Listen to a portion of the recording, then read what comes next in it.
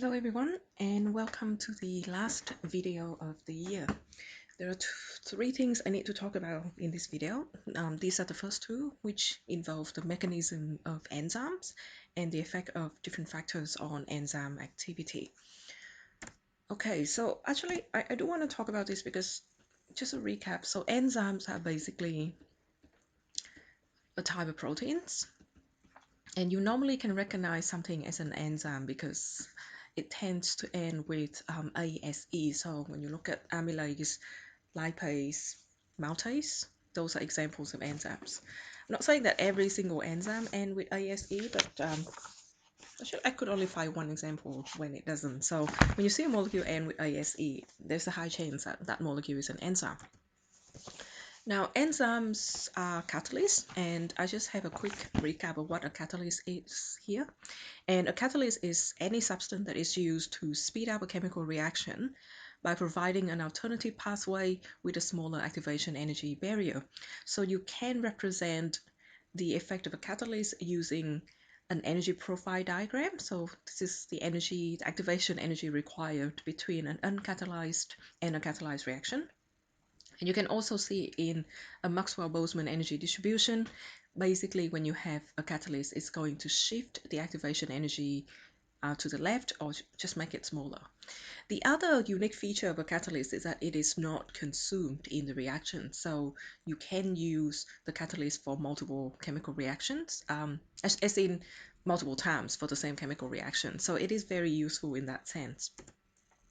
I won't talk about this too much, but this is just a reminder that there are two types of catalysts. Homogeneous catalysts are in the same state as the reactants and products. So, for example, if the reactants and products are aqueous and the catalyst is also aqueous, and you can read this yourself, but basically, a homogeneous catalyst normally catalyze a reaction by actually being involved in the reaction and then get reformed later. So overall, it's still not consumed, but the molecule that you end up with is not the exact same atoms from the molecules that you start off with when it comes to the catalyst. The other type of catalyst is called a heterogeneous catalyst, and basically it means that the catalyst is in a different state to the reactants and the products. Normally, when you have a heterogeneous catalyst, it will just provide a surface for the reactants to adhere to, and that makes it easier for the collision to occur. So normally it doesn't actively participate in the reaction. So where does that come in? Basically, enzymes can be considered as the third type of catalyst. So you have homogeneous, heterogeneous, and then enzymes. Enzymes are biological catalysts which accelerate the rate of chemical reactions in cells. So just like any other catalyst, it will speed up the reaction. The reason why we talk about enzymes is because we need to look at least one specific type of proteins and how they function. So enzymes are proteins, and these are the proteins that have at least tertiary structure. Because a protein is not functional until it obtains a unique three-dimensional shape. So at least tertiary structure. So it has a specific three-dimensional shape, and unlike inorganic catalysts, which can catalyze multiple reactions, I think this is the last part that is very unique for enzymes. The action of enzymes is highly specific to a reaction or a bonding type, so an enzyme normally can only catalyze one type of reaction, and I'll explain why in a little bit. You don't need to know the 6 different major classes of enzymes, but what I'm trying to get at here is that each enzyme actually has a pretty unique mechanism to function. So what I'm showing you is probably a very, very watered out, simplified version of how an enzyme works. And the other point I want to make is because there are so many different types of enzymes, and because the way that an enzyme function may vary from enzyme to enzyme, what you can see is that you might be able to see homogeneous and heterogeneous characteristics in the way an enzyme functions. And this is why we can't really classify enzymes as either homogeneous or heterogeneous, and we create its own category because it's different enough from either of those two to deserve its own type. All right, so let's talk about enzyme mechanism, and this is the simplified version. This is called the lock and key model. So in the in a very simple term, you can consider how an enzyme works like a lock and a key. So you need to have a perfect fit, and shape actually plays a very important role. So let's say, for example, we're talking about enzyme maltase, which catalyzes the hydrolysis of maltose.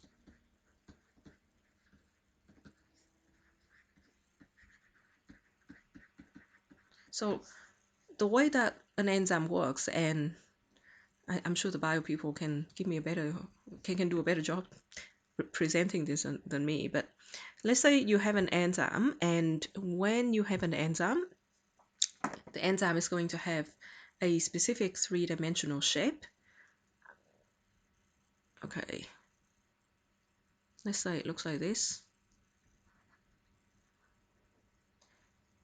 So there is a part of the enzyme that it's going to come into contact with the maltose. So in this part of the enzyme is called the active site, and it's really the shape of the active site that it's very important here. So we have the active site. This is the active site, which is the side that will come into contact with the substance that it's going to react with, and the enzyme here is maltase. So you need the active site to have a very specific shape. If the active site shape has changed, then the enzyme can no longer fit with the maltase. Oh, sorry, the maltose. So I'm drawing the enzyme again. So let's say you have the enzyme, and then this is the active site of the enzyme.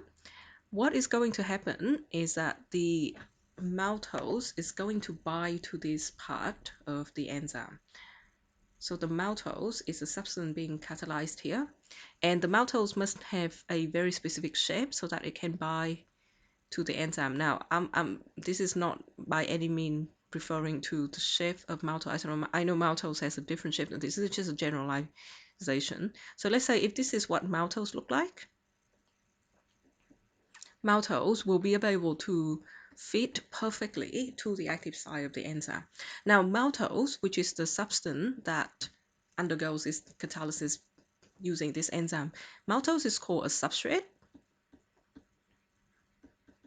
So you have the active site, the enzyme, and then you have a substrate. And when the enzyme and the substrate links together, you create what's called an enzyme substrate complex. So the general rule of thumb in biology is that if there are two things linked together, you call it a complex. So you have an enzyme substrate complex. And essentially when the enzyme binds to the substrate, you will have this complex, and when this binding happens, the enzyme is going to interact with the substrate in some ways to produce the product. So in this particular case, if the reaction is successful, the enzyme is going to release the substrate. So it's going to go back to its original form. So I'm just gonna, I feel like I should have just used one color so I don't have to keep changing back and forth. But anyway, it's gonna go back to its original form like this. So the enzyme remains intact, and the substrate should break into two things of glucose.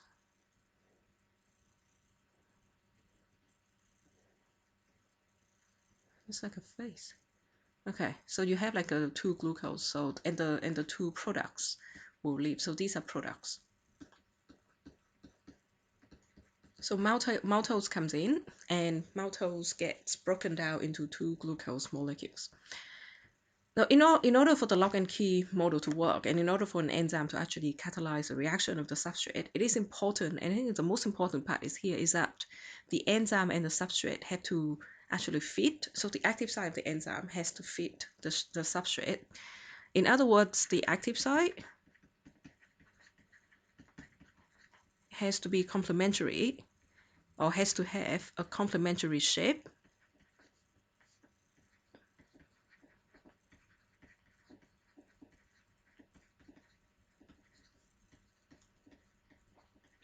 to the substrate. So the complementary shape is important here. It doesn't mean that they have the same shape. It just means that the shape has to fit to each other. So complementary.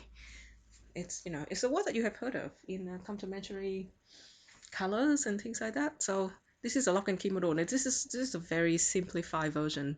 Enzyme catalysis is a lot more complicated than this, but in year 12 chemistry this year anyway, this is all you need to know. So this is maltase. So you end up with maltase again, and the two products. And then once the products left, another maltose molecule can come in to become catalyzed by this enzyme. So I'll talk about things that I just said there if you want to look at the notes again. Now, just to show you what might actually happens, because I feel like, and hopefully by this point in your chemistry career, having a model saying, well, it buys and then it breaks, hopefully that's not good enough for you, because how does it buy and how does it break? That is all you need to know this year, but I thought I'd show you an example of what might actually happen. So this is another example of enzyme catalyzing a reaction. I think this is actually an enzyme catalyzing the breakdown of a peptide bond. So let's suppose that you have an enzyme. Now you don't need to remember or any of the specifics of this. This is just me showing you what actually happens. So remember that we say that the enzyme needs to have a specific shape. So this is what the specific shape looks like. And in a lot of enzymes, you will find a hydrophobic pocket, especially in the active site region. And that hydrophobic pocket tend to be formed using multiple hydrophobic or nonpolar side chains. And the hydrophobic pocket is actually very important because it will be where the substrate can bond to the active site without having a lot of interference from the surrounding. So this is a substrate, and remember that we're trying to break the amide link here. So you want to break this C double bond O NH link. The substrate is going to go into the active site, and in reality, when it goes into the active site, it will form, interestingly enough, some covalent bonds with the enzyme. So this is actually what happened with the catalysis, because you can see here, going from this step to this step, when the substrate comes in, it actually forms a bond with the enzyme, but that actually changes the enzyme a little bit, but you have managed to break the C double bond O and the NH bond in the substrate by bonding with the enzyme. And then the substrate can potentially, so this turn into COOH. So if you go to the previous part, this is one of the two amino acids, probably like a peptide chain here still.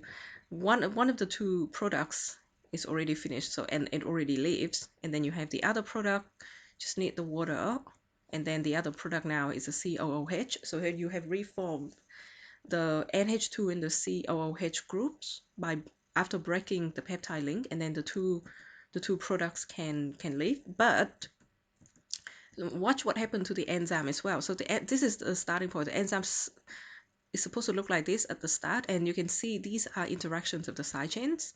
And then when the substrate comes in, one of the side chains going to bind to the substrate, and that actually changes the interactions and changes the side chain, which means that the shape of the enzyme actually changes slightly. But when all is said and done, the shape of the enzyme is going to get restored using water molecules from the surrounding. And remember that a catalysis, if you have a hydrolysis reaction, you need to use a water molecule from the surrounding. So the enzyme comes in, and the substrate comes in, and the enzyme will bind to it, and then ultimately interacts with the substrate and the surrounding, so that the substrate gets broken and the enzyme does have the same shape at the end. All right, so the last thing, or not the last thing, the second last thing that you need to talk about is enzyme activity. And formally speaking, enzyme activity refers to the amount of substrate that is converted to product per unit time. So this is just a measure of the rate of reaction, really.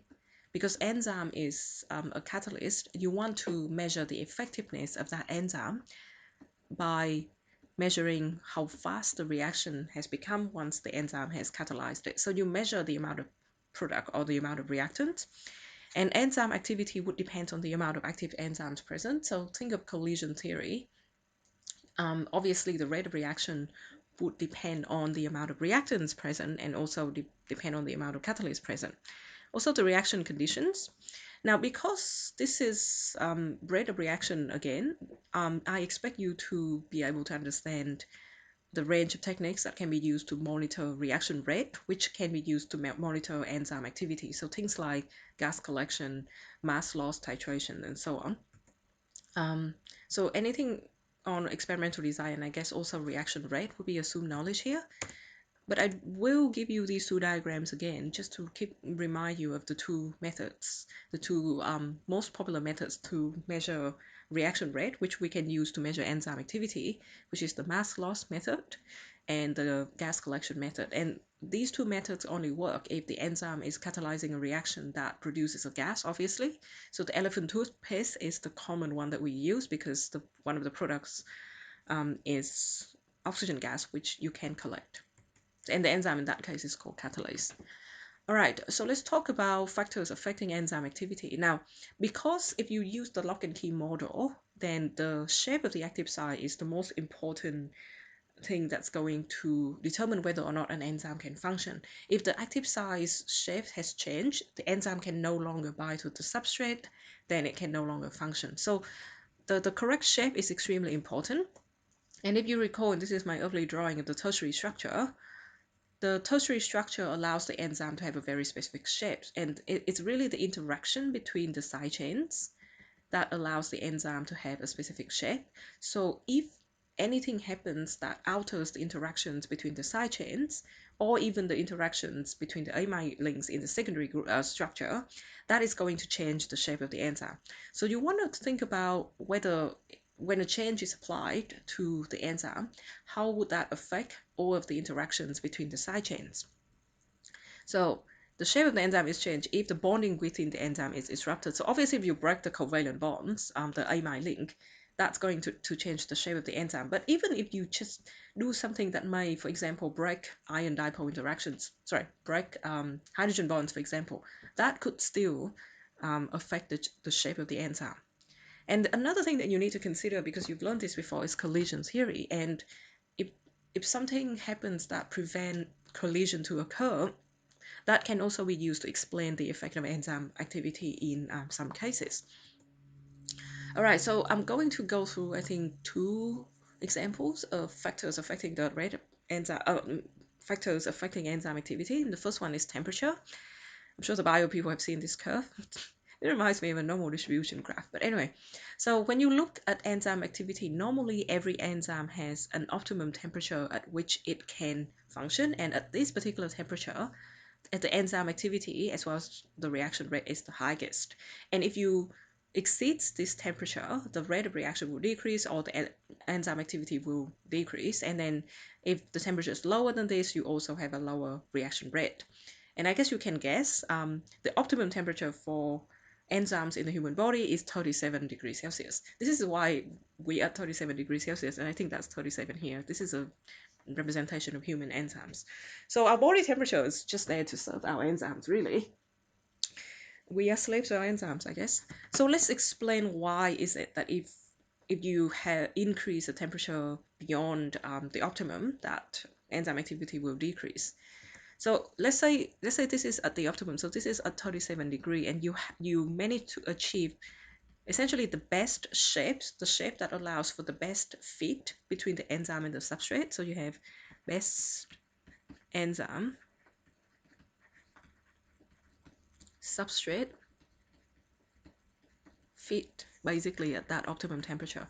If you increase the temperature, so if I go to 80, for example, when you increase temperature, what you're doing here is that you increase the kinetic energies of particles. And you may argue, well, if I increase temperature, then I would increase kinetic energy, so there should be more collisions, and why is it that you have a lower enzyme activity? But you have to think about what will happen to the side chain interactions and the secondary structure as well, because if you increase the temperature and you increase kinetic energy, what is going to happen is that because the side chains and everything in the enzyme start to move a lot faster because of the increase in kinetic energy, this is going to disrupt,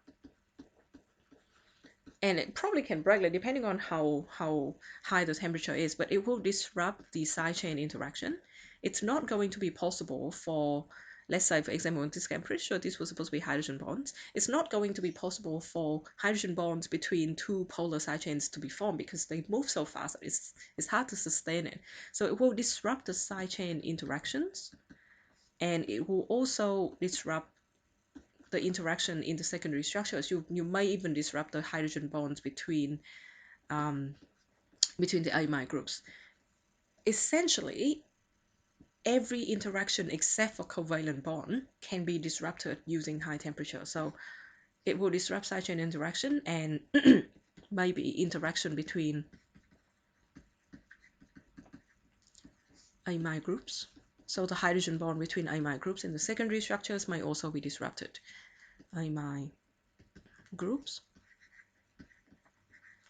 Essentially, so all interaction except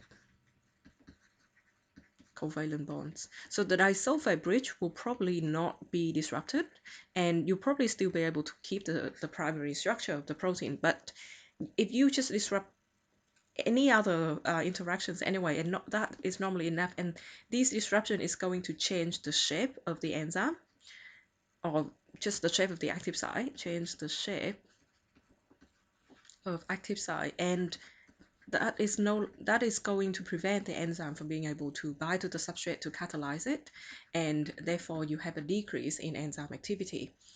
I know that the biology students have seen this before, but you need to make sure, for the biology students, you need to make sure that you include the appropriate details in your explanation. In chemistry, it's not enough to just say the shape changes when you increase temperature. You need to tell me why, and the why is what distinguishes between an A and an A plus students, for example. So the opposite thing can happen, well, on the opposite side of the spectrum, if you will. If I decrease the temperature, so if I go from 37 to say 25, that is going to decrease enzyme activity as well. But this is not because you have changed the shape of the enzyme. If you decrease temperature, that's not going to disrupt any side chain interactions. But if you decrease temperature, you're going to reduce the collision. So when the temperature is low, it's probably more appropriate to talk about enzyme activity using collision theory. So you have a lower temperature, you have less kinetic energy. So you actually reduce the frequency of collision, less kinetic energy. So what we're doing here is we're reducing frequency of collision. I can. So if you reduce the frequency of collision, then that is going to reduce the chance of having a successful collision. Therefore, you also reduce enzyme activity. So that's what happened at lower temperature. This is basically what I just said, so you can pause or look at the notes later. So learn to use the correct language to describe the effect of increasing temperature and decreasing temperature appropriately. The next thing I want to talk about is enzymes' dependence on pH. Now, very similar to temperature, enzyme operates effectively only within a narrow pH range. Blood pH is around 7.6. The pH in the stomach is around 2. Small intestines going between 6 and 7. So all of those variations in pH in the body really are there to serve the enzymes. So the enzymes in the stomach just work best at pH of 2. Therefore, your stomach has a pH of 2. The pH of which the enzyme activity is great is known as optimum pH. So you can see here pepsin, which is in the stomach, has a pH of 2, and this is one of the few enzymes. I think the only one that I can recall right now that doesn't end with ASE, and then you have amylase in the saliva, which has a pH of around 7. Your saliva is quite neutral. Okay, so let's talk about what happened. You can see here it's the same shape. So when an enzyme is outside its optimum pH, it also has a reduction in enzyme activity. And similar to in the case of temperature, this is due to a change in the shape of the active site of the enzyme. Again, because you are a chemistry student, you might need to go into a little bit more details to explain why pH changes the shape. So let's say, for example, I have this particular structure, and this is at optimum pH. So when we talk about pH, you want to focus on the charge side chains, so the positively charged and the negatively charged side chains. In other words, the acidic and the basic side chains, basic and acidic. So you can see here that I have a negatively charged acidic side chain, and I have a positively charged basic side chain, and under the optimal pH there is an ion interaction between these two side chain, and this ion interaction is going to participate in sustaining the shape of the active site of the enzyme, because it sustains the tertiary structure of the proteins. Now, if you decrease pH, for example, what is going to happen is that this COO minus is going to turn into COOH, because when you decrease pH, you're basically supplying hydrogen ions to the environment, and one of the hydrogen ions going to be gained by this carboxyl, well, this negatively charged group, so it will become COOH. And if it becomes COOH, you basically have disconnected the interactions between the ion-ion interactions, so you have disrupted the ionic interactions between charge side chains by decreasing the pH. But it's not going to, like, pH is not going to affect like hydrogen bonds, for example, because hydrogen bonds should still be there. But it's really the ion-ion interactions that will be disrupted whenever you decrease or increase pH. If I increase pH, the opposite will happen. The NH3 plus group is going to donate one of the hydrogen, and it also loses its charge. So change in pH will basically cause the positive and negative side chains to lose their charges, which, is not what you want. All right, so I do the explanation here, but you want to think about the protonation state, basically at different pH, and the pH will change, because when you change the pH, you basically cause one group to either become protonated or deprotonated. That's just a fancy way of saying this. This is just the protonated version of COO minus. Okay. Actually, the other one is the deprotonated version.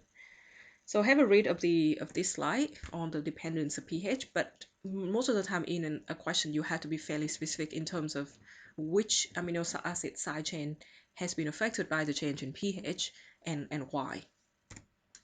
So enzyme denaturation, I'm sure the bio people have heard this a million times. So at very high temperatures or pH very far from the optimum, the enzyme can undergo permanent change in tertiary structure. So if you have a permanent change in the structure that affects the shape of the active site and cause the loss of catalyst reaction, then this is denaturation. So the thing with denaturation is we can't seem to agree on the definition of what it is. But okay, so let's say in chemistry, we're going to define it as the point when the enzyme's shape has changed permanently, so it can't actually go back. So even if you remove the heat and you remove the pH, it's permanently unraveled, and it can't actually will itself to go back to the original shape. So that's denaturation. And when an enzyme is denatured, the shape is changed to the point that it can no longer function. I want to point out the difference between denaturation and hydrolysis. So denaturation is when you just change the shape, so you will affect the secondary and tertiary structures of proteins, but you don't actually change the primary structure. Keep in mind that the primary structure is where you have multiple things linked in a chain. Whereas hydrolysis is when you actually break the covalent bonds in the peptide link. So hydrolysis will completely break apart the protein into its amino acids. Denaturation doesn't give you amino acid, it just changes the shape of the protein. And you really need extreme conditions to hydrolyze a protein, or you need an enzyme to hydrolyze a protein. All right, this is the last dot point. I've just quickly talked about the metabolism of proteins in the body.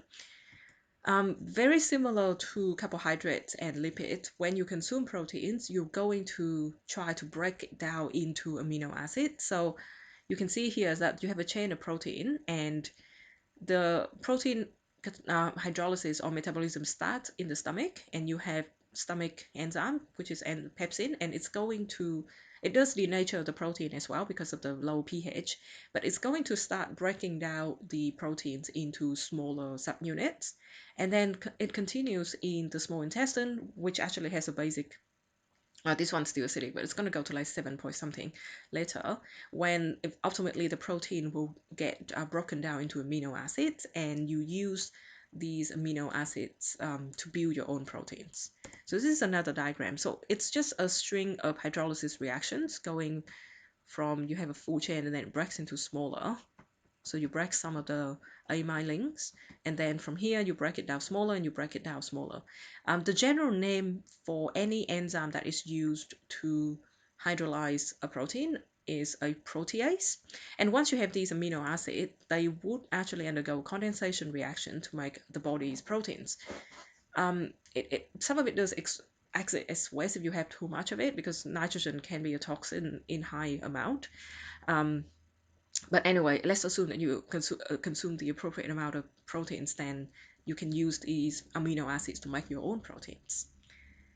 And with that, we are done.